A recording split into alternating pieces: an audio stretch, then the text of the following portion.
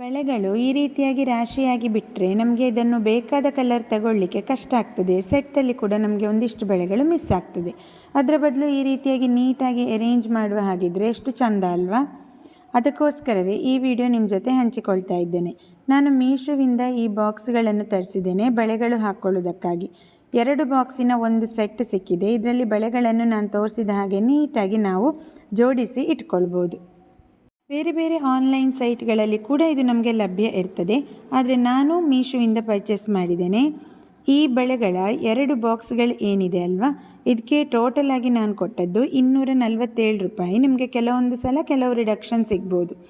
ಈ ಅಡ್ಡ ಕೋಲುಗಳ ರೀತಿ ಏನಿದೆ ಪ್ಲಾಸ್ಟಿಕ್ ಇದ್ದು ಅದನ್ನು ನೋಡಿ ತೆಗೆದು ಇಡುವಂಥದ್ದು ಅಷ್ಟೇ. ಈ ರೀತಿಯಾಗಿ ಒಂದು ಬಾಕ್ಸ್ನಲ್ಲಿ 4 ಇದೆ.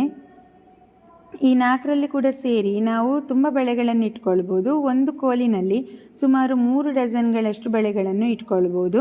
ಆದ್ದರಿಂದ ನಮಗೆ 2 ಬಾಕ್ಸ್ ಇದ್ದರೆ ನಮ್ಮಲ್ಲಿರುವಂಥದ್ದು ಸಾಧಾರಣವಾದ ಬಳೆಗಳನ್ನೆಲ್ಲ ಕೂಡ ಇಟ್ಕೊಳ್ಬೋದು. ಗಾಜಿನ ಬಳೆಗಳು ಮಾತ್ರ ಅಲ್ಲ, ಎಲ್ಲ ರೀತಿಯ 1 ಗ್ರಾಮ್ ಅಥವಾ ಗೋಲ್ಡ್ ಪ್ಲೇಟೆಡ್ ಬಳೆಗಳನ್ನು ಕೂಡ ನಾವು ಇದರಲ್ಲಿ ಇಟ್ಕೊಳ್ಬೋದು. ಈ ಪ್ರಾಡಕ್ಟ್ನ ಲಿಂಕ್ ನಾನು ಡಿಸ್ಕ್ರಿಪ್ಷನ್ ಬಾಕ್ಸ್ನಲ್ಲಿ ಕೊಟ್ಟಿರ್ತೇನೆ. ಅಗತ್ಯ ಇದ್ದವರು ಖಂಡಿತ ಚೆಕ್ ಮಾಡ್ಬೋದು. ಬಳೆಗಳನ್ನು ಇಟ್ಟ ನಂತರ ನಮಗೆ ಬೇಕಾದಾಗ ಬಳೆಗಳನ್ನು ಈ ರೀತಿಯಾಗಿ ಸುಲಭದಲ್ಲಿ ತೆಗಿಬಹುದು ಕೂಡ.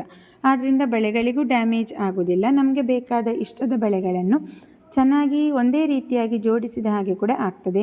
ನೋಡಲಿಕ್ಕೂ ತುಂಬ ಚೆನ್ನಾಗಿರ್ತದೆ, ಖುಷಿಯಾಗ್ತದೆ. ಸುಲಭವಾಗಿ ತೆಗಿಲಿಕ್ಕಾಗುವಂಥದ್ದು. ಗಟ್ಟಿ ಇದೆ ಬಾಕ್ಸ್, ಅಷ್ಟೇನು ಮೆತ್ತಗೆ ತುಂಡಾಗುವಷ್ಟು ರೀತಿ ಇಲ್ಲ. ಫ್ಲಿಪ್ಕಾರ್ಟ್ನಲ್ಲಿ, ಅಮೆಝಾನ್ನಲ್ಲಿ ಕೂಡ ಇದೆ. ಸ್ವಲ್ಪ ರೇಟ್ ಜಾಸ್ತಿ ಅಂತ ಅನಿಸಿತು ನನಗೆ ಅದರಲ್ಲಿ. ಆದರೆ ಮೀಶೋಲ್ಲಿ ಸ್ವಲ್ಪ ಕಡಿಮೆ ಅಂತ ಅನಿಸಿತು. ಈ ರೀತಿಯಾಗಿ ಲಾಕ್ ಥರ ಅದರ ಒಳಗಡೆ ಇಟ್ಕೊಂಡ್ರೆ ಸಾಕು, ಬೇರೆ ಏನೂ ಹೆಚ್ಚಿಗೆ ಕಷ್ಟದ ವ್ಯವಸ್ಥೆಗಳು ಇರುವುದಿಲ್ಲ. 2 ಸೈಡಿಂದ ಈ ಕೋಲುಗಳನ್ನು ನಾವು ತೆಗೆದು ಬೇಕಾದ ಬಳೆಗಳನ್ನು ತೆಗೆದಿರ್ಬೋದು.